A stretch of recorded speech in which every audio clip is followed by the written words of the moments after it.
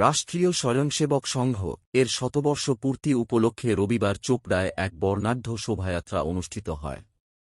এই উপলক্ষে আয়োজিত অনুষ্ঠানে সমাজের সর্বস্তরের মানুষকে সম্প্রীতি ও সমতার বার্তা দেওয়া হয়।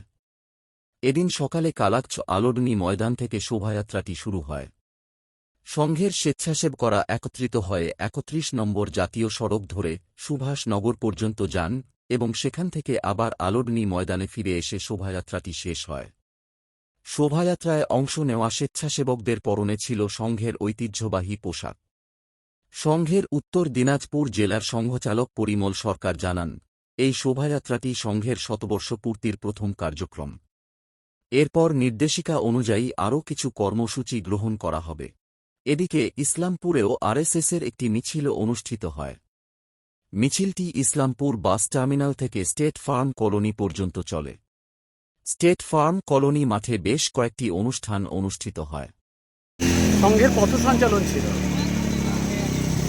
শতবছর পূর্তি উপলক্ষে কি কি কর্মসূচি ছিল? শতবছর পূর্তি উপলক্ষে প্রথম এবার আমাদের মহালয়ার এই পুণ্যতিথিতে প্রথম কার্যক্রম দিয়ে শুরু হলো।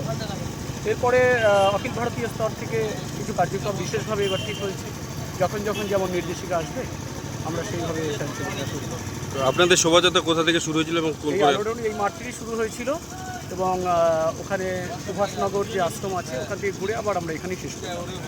কার উদ্যোগে আজকের এই আয়োজন করা হয়েছিল?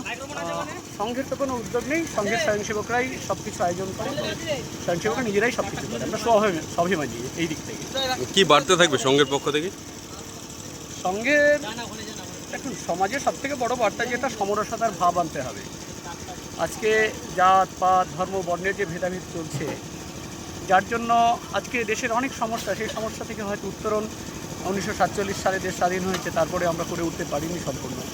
তো সংঘের নিরন্তর সাধনা এটাই যে এই সমস্যাগুলো আমাদেরই নিরসন করতে হবে।